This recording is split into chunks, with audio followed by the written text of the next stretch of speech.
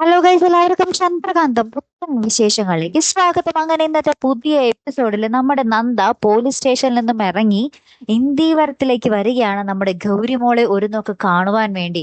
എന്നാൽ നമ്മുടെ നന്ദയ്ക്ക് നമ്മുടെ ഗൗതമിനെ നേരിടാനും പേടി. അങ്ങനെ നന്ദ ആ വീട്ടിലേക്ക് വന്ന് ഗേറ്റ് തുറക്കുക കേട്ടോ. അപ്പൊ നമ്മുടെ അച്ഛനും നമ്മുടെ ഗൗതവും അച്ഛനും കൂടി അവിടെ പുറത്തു നിന്ന് സംസാരിക്കുന്നുണ്ടാകെ. അപ്പൊ നമ്മുടെ ഗൗതം പറയുന്നുണ്ട്, ആരെയും കടത്തി വിടരുത് കേട്ടോ, പിള്ളേർ ഇവിടെ ഉണ്ട് എന്നൊക്കെ പറയുന്നുണ്ട്. അച്ഛനോട് ശ്രദ്ധിക്കണോ എന്നൊക്കെ പറയുന്നുണ്ട്. അപ്പൊ അച്ഛൻ ഇങ്ങനെ ഒരു ഫോൺ കോളിൽ ഇങ്ങനെ എൻഗേജ്ഡ് ആയിട്ട് നിൽക്കുന്ന സമയത്താണ് നമ്മുടെ നന്ദ നൈസായിട്ട് ആരും കാണാതെ ഗേറ്റ് ഒക്കെ തുറന്ന് ഉള്ളിലേക്ക് വരുന്നത് കേട്ടോ. ഗൗതം ആ സമയത്ത് പിള്ളേരെയും കൂട്ടി ഉള്ളിലേക്ക് പോയിട്ടും ഉണ്ടാവും. അങ്ങനെ നന്ദ ആരും കാണാതെ ഹോളിൽ കയറി ഇങ്ങനെ ആ സ്റ്റെപ്പിന്റെ അടിയിൽ, സ്റ്റെയർ കേസിന്റെ അടിയിൽ ഇങ്ങനെ ഒളിച്ചു നിൽക്കുക.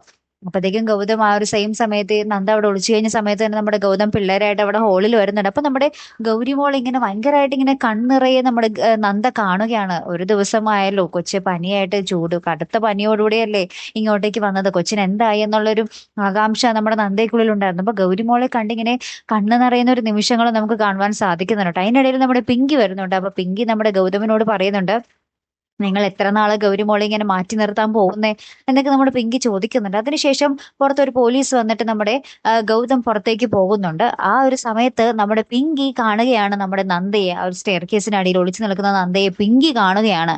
ഇനി പിങ്കി അതൊരു വലിയ ഇഷ്യൂ ആക്കി മാറ്റുമോ, അല്ലെങ്കിൽ നമ്മുടെ നന്ദയെ പിങ്കി സഹായിക്കുമോ എന്നുള്ളതൊക്കെ ഇനി നമുക്ക് കണ്ടു തന്നെ അറിയണോട്ടോ കൂട്ടുകാരെ. അപ്പൊ എന്തായാലും കാത്തിരുന്ന് തന്നെ കാണാം. അപ്പൊ അടുത്തൊരു വീഡിയോയുമായി വരുന്നത് വരയ്ക്കും ഗുഡ് ബൈ.